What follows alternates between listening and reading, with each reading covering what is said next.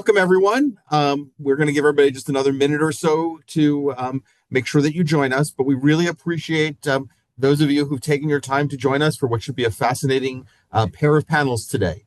Again, I want to welcome you formally. My name is Andrew Siegel. Many of you know me. I'm a professor of constitutional law here, former vice dean, the director of our Supreme Court initiative, and the primary organizer of this event. You've arrived at one of our signature events, our fourth annual Rapid Response Seminar. Every year, we pick a case that we think will be of significant interest to wide swaths of academia, practitioners, and the public. And then we convene a panel of experts, lawyers, and academics to talk about that case. We get prepared early, but we wait for the decision to come down, and we come talk to you as early as possible, which is the next business day after the Supreme Court has issued its opinion. We've had interesting events over the last few years on affirmative action, on presidential immunity, on universal injunctions and birthright citizenship. And today we're convening to talk about the Supreme Court's decision yesterday in West Virginia versus BJP. I got that wrong. The very important cases involving the rights of transgender students in interscholastic athletics. Again, I want to thank you for joining us on behalf of Dean Verona, on behalf of my many colleagues who've worked hard for this event. We look forward to the discourse. We've got a great group. We've got two panels coming up. I'm going to give you just a couple of sentences on the decision and then kick you over to my colleague, Kelly Rodriguez, who is going to moderate the first panel, and I will moderate the second. As many, probably most, maybe all of you know, the Supreme Court had two cases that they were thinking about yesterday that they resolved in a single opinion.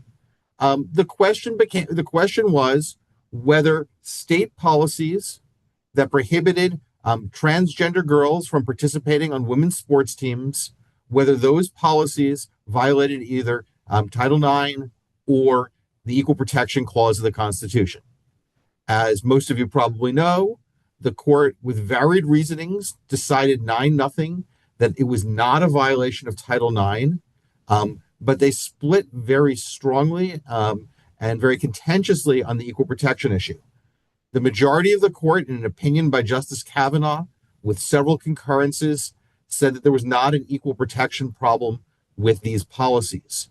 Justice Sotomayor dissented for herself and her two traditional liberal colleagues, arguing that indeed there was a problem, that the young women were entitled to a lot more process, were entitled to a trial or hearing on the facts, and the state had much more of a burden than the court decided. In reaching its conclusion, the court said that these classifications, these rules, were gender classifications, and said they were applying intermediate scrutiny, applied it in some interesting and controversial ways, and we'll talk about whether it's consistent with precedents.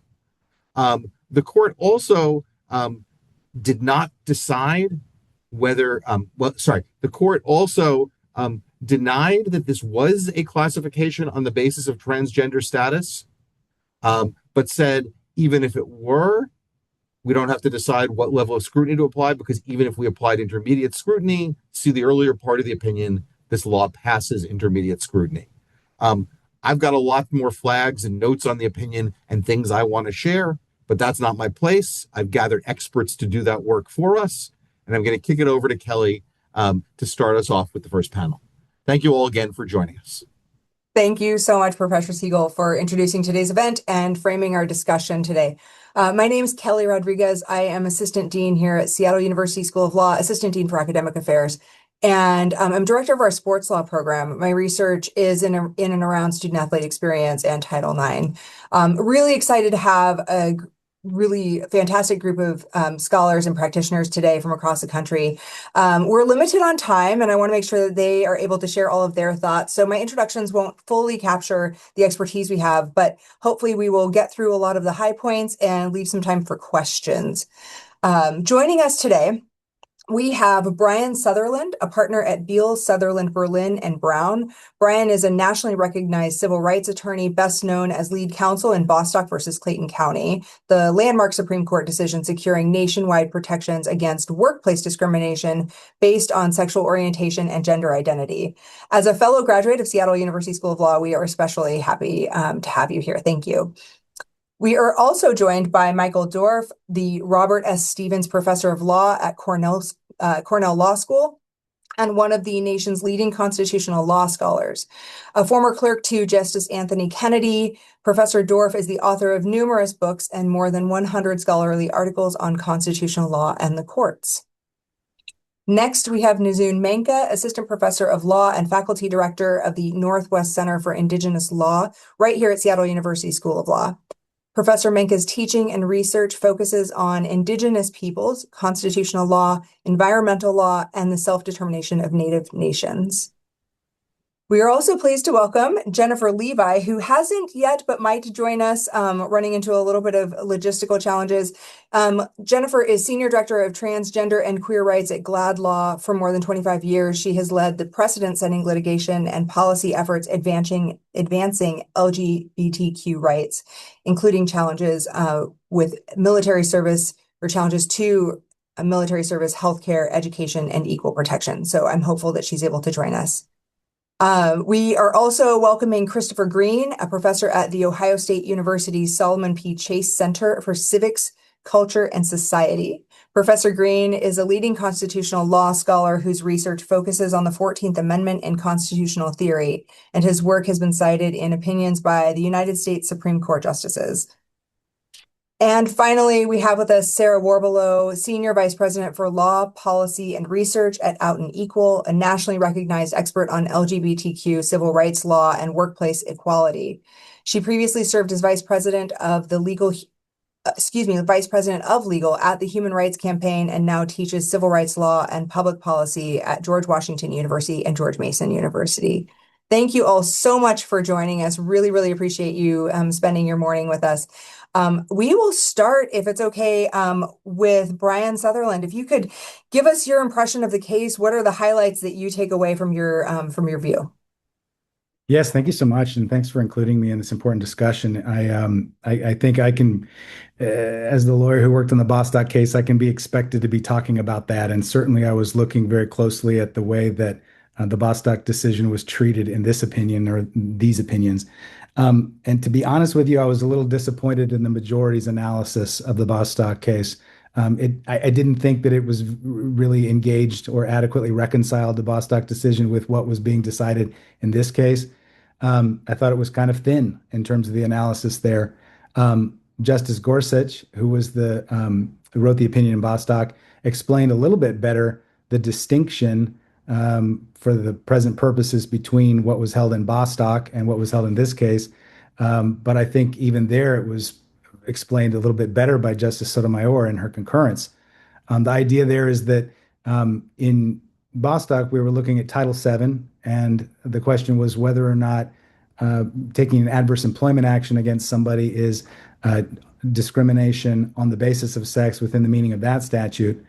And this question in B.P.J. being a different question of whether or not, not only whether or not the action is being taken because of sex, but also whether or not it is in fact the type of unlawful discrimination prohibited by the statute. And the answer on the that second question was no for the concurring justices who, in my opinion, explained that better. I'm not sure how satisfactory that is for me either. Simply because, looking at Justice Gorsuch's concurrence, the discussion there is there's still a choice there in the framing about the injury that we're talking about under the statute. There's not a lot of discussion there, in my opinion, about the injury for the student who is denied the opportunity to participate in athletics. And frankly, that's kind of my criticism of the majority of opinion in general, is that while I was surprised to see such a really sort of full-throated defense of women's rights in this opinion, in ways that seemed to be so focused on that so as to exclude the experience of other people, the plaintiffs in this case. Uh, and I was disappointed by that. But I feel that the discussion of the injury was lacking, and there was some blinders onto that, in my opinion. Not only sort of in the way that the facts were described, but also in the analysis of Title IX. I also think too that the um, helpfully, there was a lot of qualification about the Title IX issue. In other words, that there was discussion in all the opinions about how this opinion does not control other questions of discrimination under Title IX. And that was something that was sort of front and center at Bostock because everybody felt, and Justice Alito in his opinion in that case obviously was very fearful of Bostock being applied to other statutes which prohibit discrimination on the basis of sex. Well, everybody seems clear on the fact that this is sort of a case by case issue, which is, I guess, a good thing and a bad thing. Um, it's very interesting to see the development of the Bostock decision in the analysis of Title IX. I do think the sort of other part of the story, which I can talk about, but really want to hear from some others, including Professor Dorff, about is the equal protection analysis. I mean, this is very deep.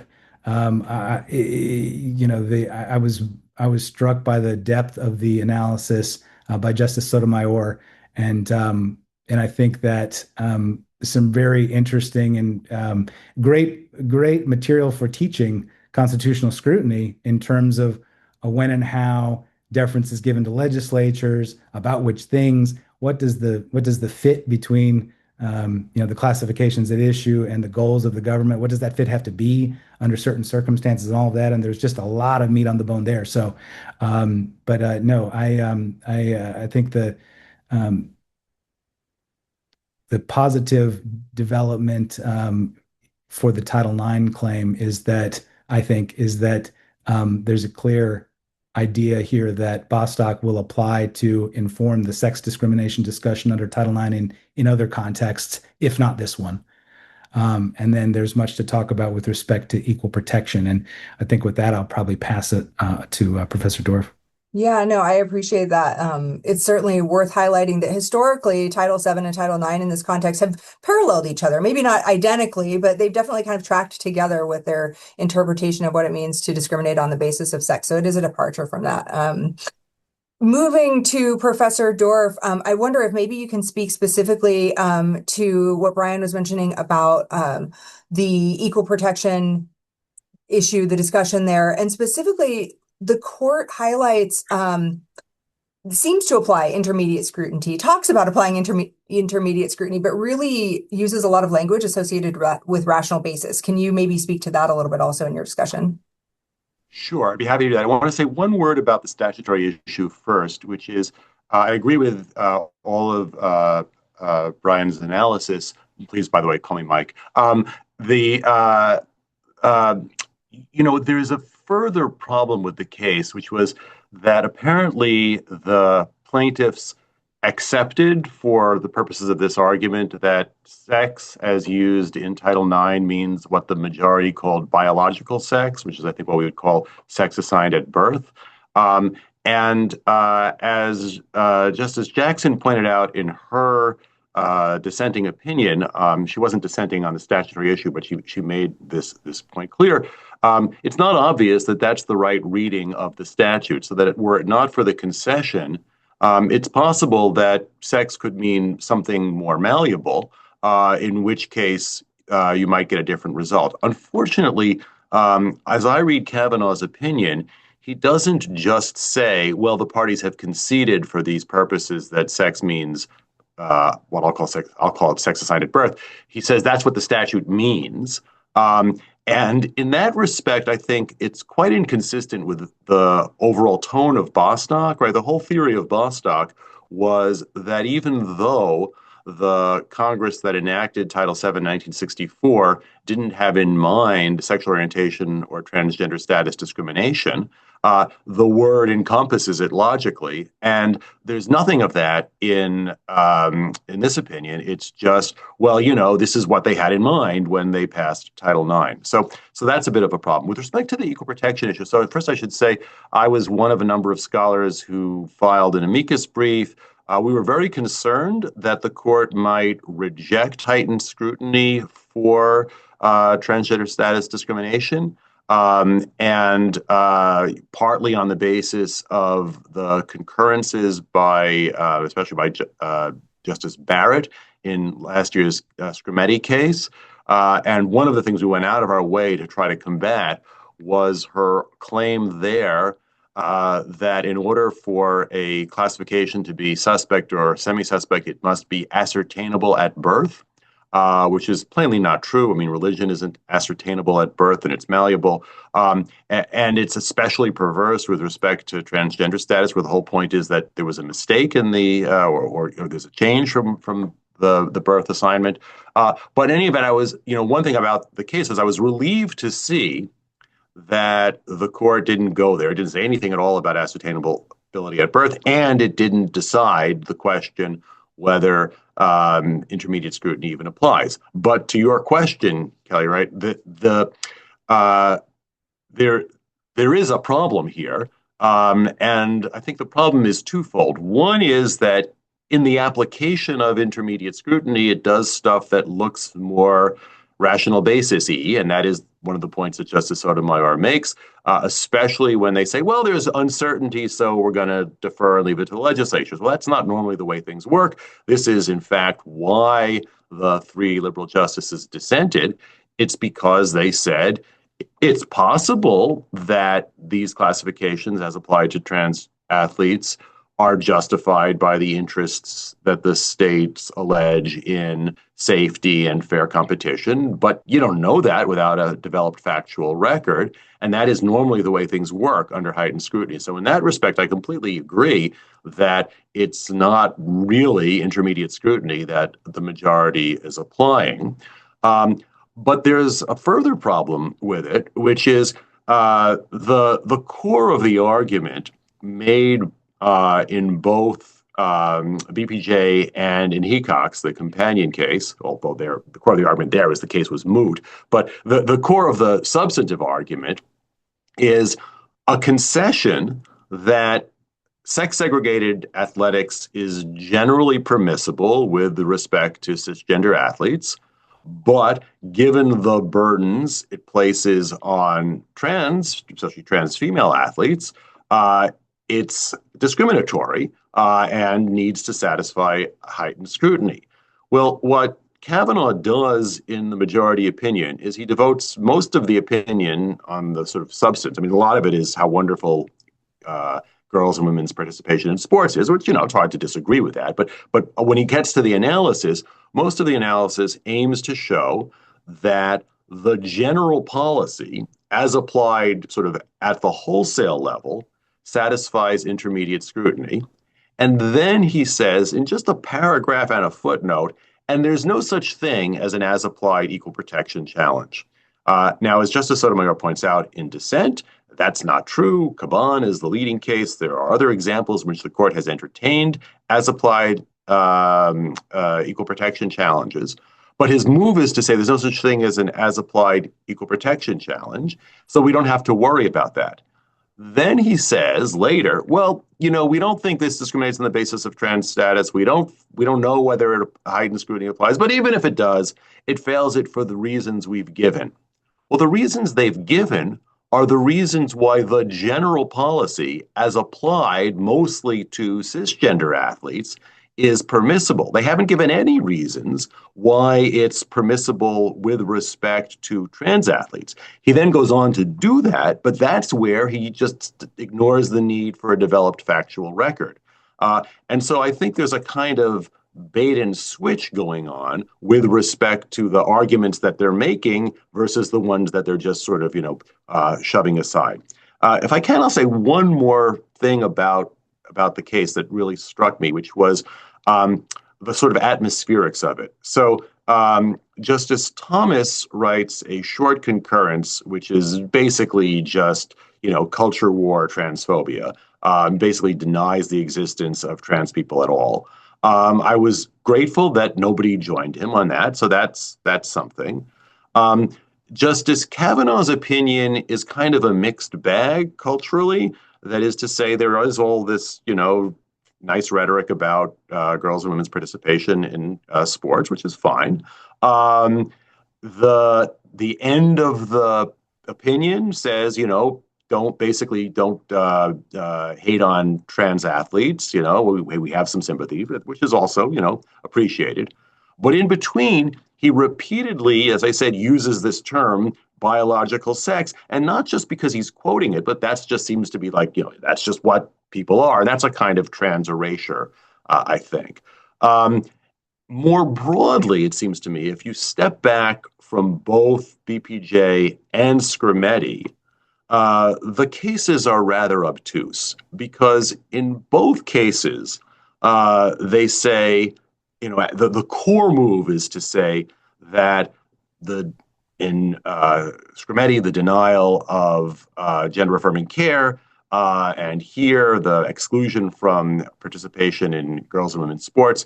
This is not discrimination on the basis of transgender status. At the same time that they are defining sex as an immutable characteristic assigned at birth, which they call biological sex. Well, the idea that you don't that itself isn't at least prima facie discrimination on the basis of transgender status, to me shows a kind of fundamental misunderstanding of what transgender status even is. And in that sense, even if it's not rhetorically the kind of erasure you see in the Thomas opinion, it is substantively. No, I appreciate, thank you so much. The language here very much matters. So I appreciate your highlighting that. Professor Menke, I'm curious, what are your thoughts from your perspective? You bring a really different lens, a more holistic view, I think, of, stepping away from some of the statutory construction, but I'm sure that, your research really informs some of this. So what is your take on the opinion? Yeah, so I'm really excited to be here with you all today, and thank you, Professor Dorff, for that wonderful breakdown because it was echoing a lot of my thoughts, and same for Brian's notes specifically about exclusion, right? Because I do think that this case really is about belonging, right? And whose perspective matters, right? It just requires us to think through what type of democracy we are and what type of country or democracy we want to be, right? So as a scholar who engages in like the deep work of legal history and tribal nations and indigenous peoples as polities in what is now known as the United States, right? This case raises questions about whether, we are regressing rather than progressing towards like a multiracial, multi-gender, multi-political democracy, right? And so, the majority's opinion, I think the way that they are reading, right, Title IX's purpose and text as, on the basis of sex, it's encompassing only biological sex. And as, Professor Dorff said, or Mike said, just reiterating that throughout the opinion. Right. And then saying that states are now free to discriminate against anyone who doesn't meet the state's definition of biological sex at birth from those programs at educational institutions that are federally funded. And I feel like that is, part and parcel of, this erasure that we're seeing throughout the opinion. And so, these atmospherics, as Mike called it. And thinking through, right, the history of gender classifications and intermediate scrutiny in general, right? Thinking through, right, if the government, right, has to be serving some sort of important objective, right, and then not interrogating that, right, saying that West Virginia and Idaho are purporting to say that these opinions, or these laws rather, are supported because, they're concerned about the issues of safety in contact sports, right? And they're so concerned about women, biological women, being harmed in this sense. And I think that, accepting those as sufficiently important, right, to support a ban that really truly does burden transgender athletes is really problematic. And so, I was glad to see that the dissent, in the sense that they're characterizing the district court's decision of the laws, right? Like the way the laws are framed in the lower court is so critical, right? Because without them bringing that in, right, perhaps our future students wouldn't know, right, that yes, right, the law's sole purpose, right, this was happening in a time, right, it is happening in a time where, the court said the sole purpose and its sole effect is to prevent transgender girls from playing on girls' teams, right? That's critically important here, right? What is the motivating factor? Is this serving the government's purpose and objective? And so, bringing in the lower court's characterization, and noting that there was no record of any transgender person participating in school sports in the state, let alone any, quote, problem with transgender students playing school sports or creating unfair competition or unsafe conditions, I think is a gift that we should not right let fall to the wayside in our discussion today. And I also really appreciated Justice Jackson's use of like bringing in, hey, right, the court should have left open the possibility that Title IX's definition of sex is more capacious, right? There's a reason to doubt that that concession with Title IX's reference to sex means only sex assigned at birth, right? We've historically construed Title IX broadly, right? We make sure that the statute protects against the denial of opportunities on the basis of gender, right? This is the purpose of these anti-discrimination statutes, right? To prohibit this disparate treatment of folks. And so I wanted to bring in just for a moment before, I pass it on to my fellow panelists, the perspective, from an Indigenous lens of, and I hope that this is, we'll have a court one day that can return to, right, this more capacious view that Jackson alludes to of gender and sex, right? Because at our best, right, this country fosters a sense of belonging for all of its citizens. And at its worst, it excludes its citizens, right? Whether that exclusion is refusing citizens legal protection in the courts or refusing them access to discriminatory free education, right? I bring this Indigenous focus because Indigenous cultures and communities have historically had more than two genders. And in many of these cultures, these individuals, I'll use the term two-spirit for simplicity's sake. There's a lot of different terms, some of which are in Indigenous languages. But those individuals are highly valued and often served important leadership roles in the community, right? And I think it's important to note that if we want to live in a multiracial, right, multi-political democracy, I use that specifically to be bringing forth, right, consideration of the first sovereigns or tribal nations into our conversations more regularly, especially vis-a-vis constitutional law. But certainly, this global context of like colonial gender binaries, right, that this opinion reifies. And certainly Justice Thomas's concurrence is very, very reminiscent to me of the problem with not recognizing our movement in this country to progress toward a multiracial, democratic, multi-political, multi-gendered society, right? And to recognize that the erasure that has happened historically with Indigenous peoples, cultures, ways of knowing, ways of being, and the reduction and forced assimilation of Indigenous peoples to try to fit into these gender binaries, right? That's shifting. There's a shift in our country towards understanding and re-indigenizing that history and regaining access to those ways of knowing. And so I think this opinion really does call for us to think critically about that. And I know one of the amici had mentioned something along these lines. And so it's wonderful to see that is happening now in the court. And so I'll move to our next panelist, but I just want to wrap up by saying that, I do have hope for this country despite opinions like this, thanks to our dissenting liberal justices, Justice Jackson, Sotomayor, and Kagan. Thank you so much. I think you bring a really great question. I'm reminded kind of thinking back to law school when you have those cases where facts really matter. And I think that the dissent highlights well that the facts here are important, that the majority doesn't employ them perhaps as much as it should. And the impact, when we talk about a ban on trans athletes, the impact is a handful of students, right? We're not talking about a broad swath of society or culture. And so I'm curious as we kind of transition into Professor Green and your thoughts from a societal kind of cultural perspective, what are your thoughts on the case? Okay. Yeah. So I don't have a whole lot of focus on culture, despite the name being in our center. Um, so yeah, I'm not any kind of specialist on these particular kinds of factual issues, but I have spent a lot of time on the 14th Amendment, and I mean I was kind of flabbergasted just yesterday looking. So this comes out at 10 Central.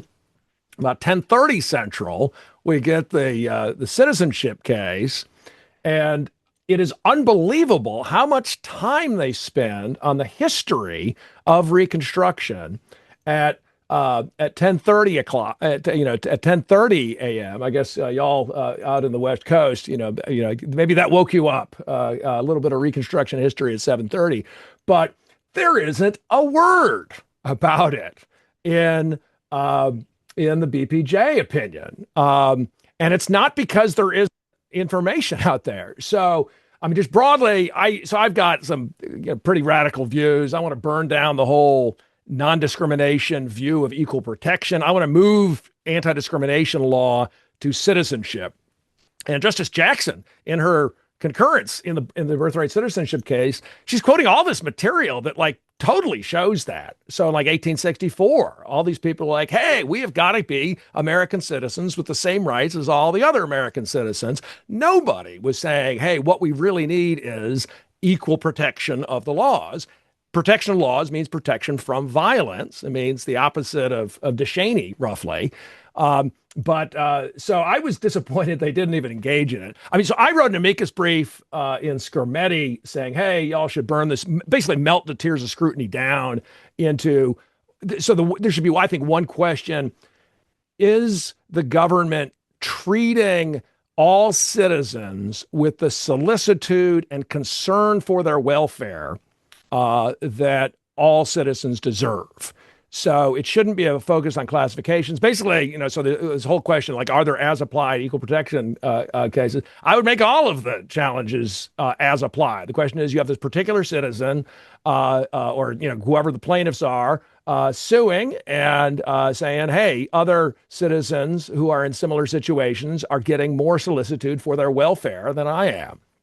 And so the whole question, the tiers of scrutiny, I mean, A, they're made up. B, they're using the wrong clause. C, it's just not a good system.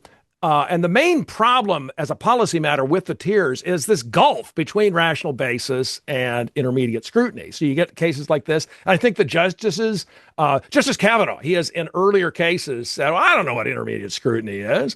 He said in Rahimi, these are completely made up. And now he's like, oh, guess I got to apply this thing. It seems to me, wants to apply something in between rational basis and intermediate scrutiny, but the formalism of the earlier cases, which he's unwilling to re-examine for complicated reasons, I suppose. Maybe they're simple. I don't know. I don't know what they are, though.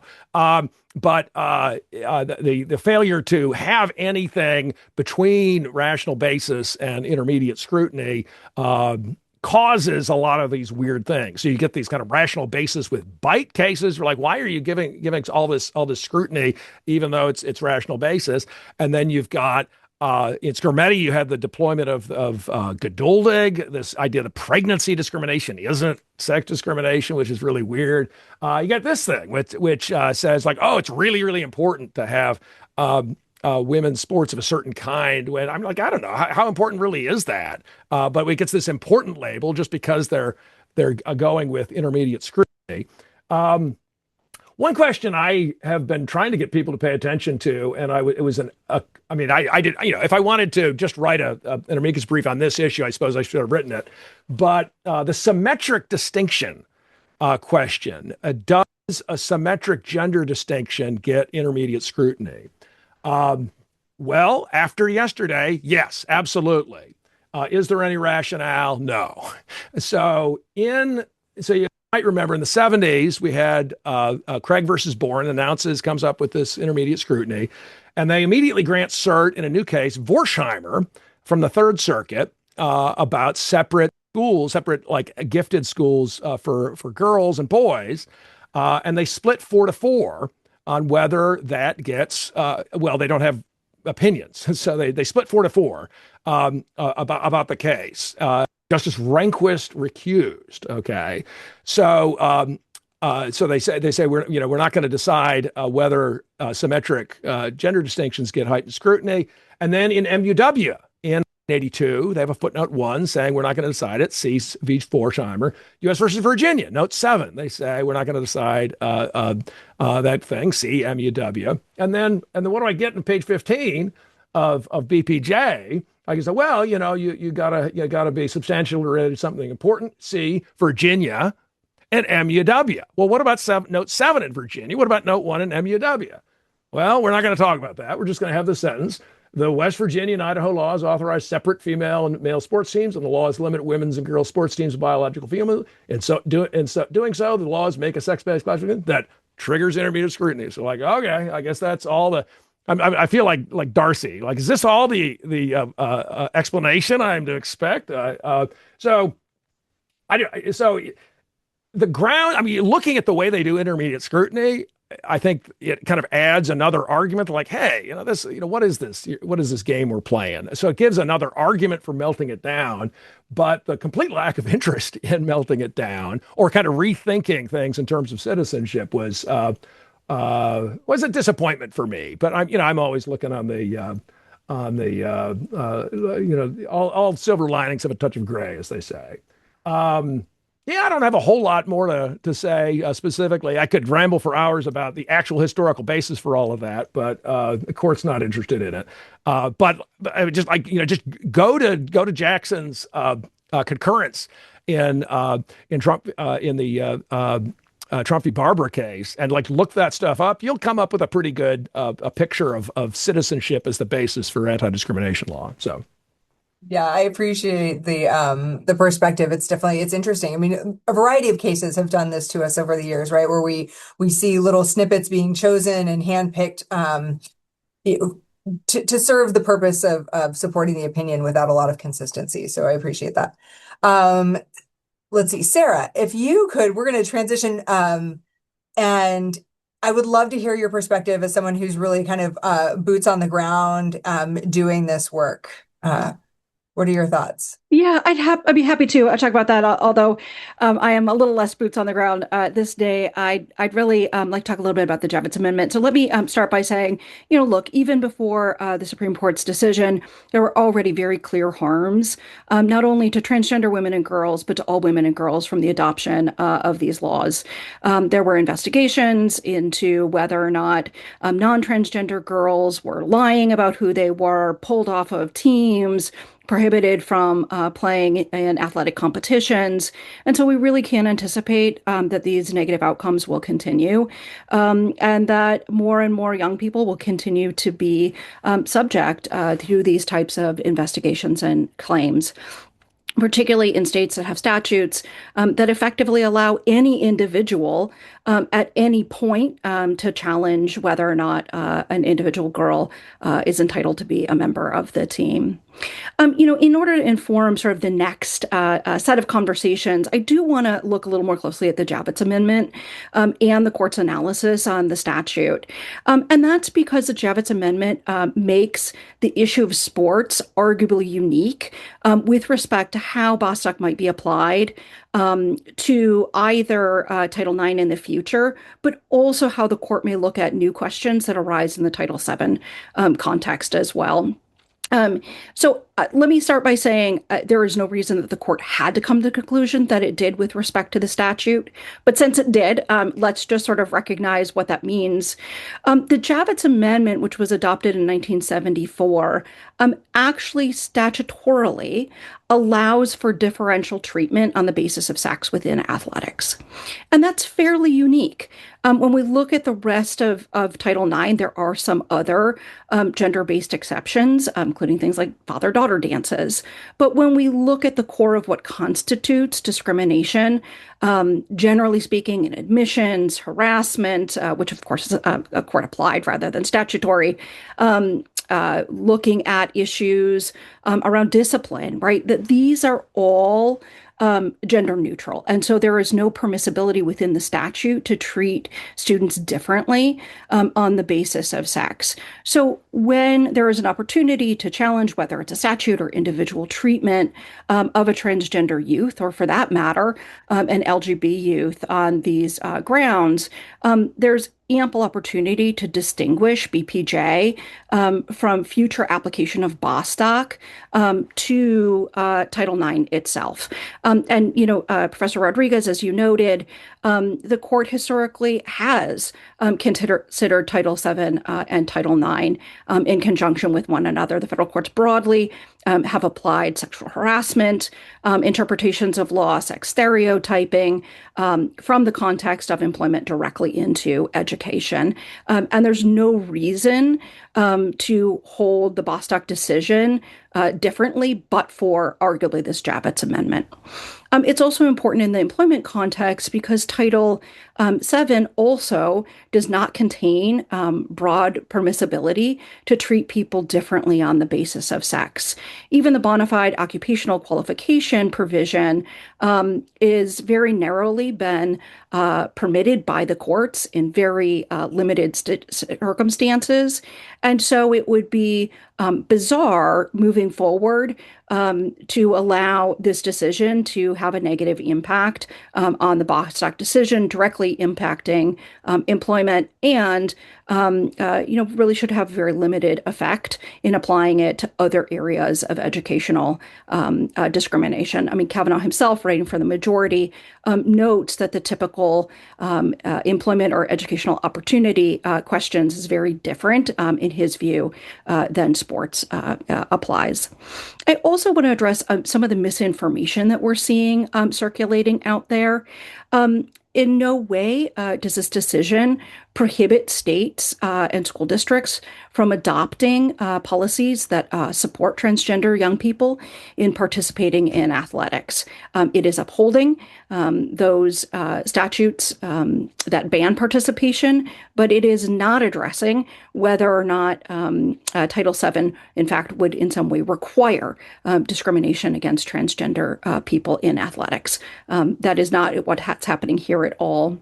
The other misinformation that I have seen floating around is that somehow this decision authorizes the invasive investigation into a young person's sex for purposes of Title IX. And we know that it's happening, but that's different from the court authorizing it. The court does no such thing.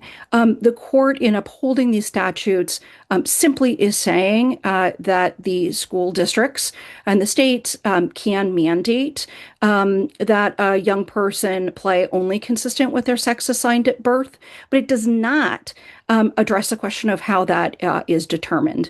In most circumstances, we would anticipate that that would be based on a birth certificate, kindergarten enrollment records, non-invasive techniques.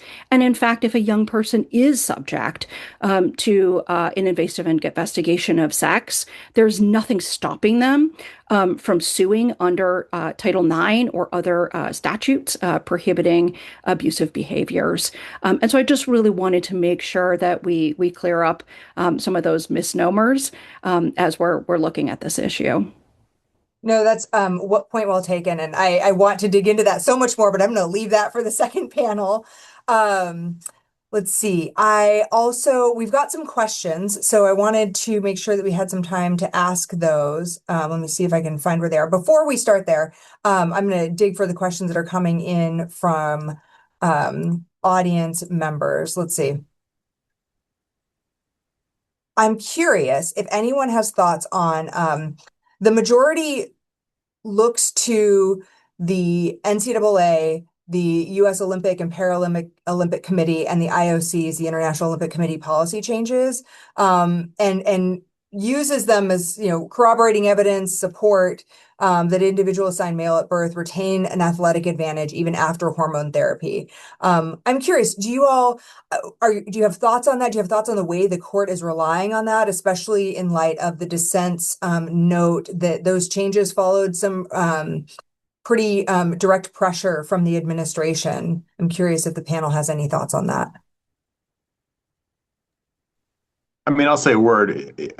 Yeah, that when I saw that line in the opinion, especially with respect to the NCAA, where there's the clearest line of pressure, right? I thought, well, that's sort of double counting, given that that's coming from a Trump administration that thinks, contrary to what Sarah just said, not only are these rules permissible, but they're actually required by Title IX and equal protection. Now, it's true. The opinion says we're not addressing that.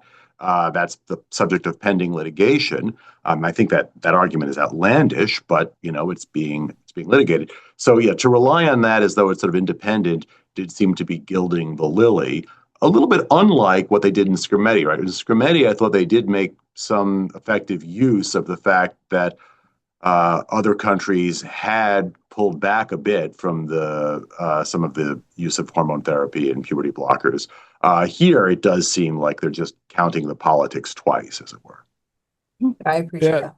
I think it's So also important to note, that the goals for educational athletic opportunities are very different from professional or quasi-professional athletic opportunities. And in fact, Kavanaugh lays out very beautifully what some of those goals are.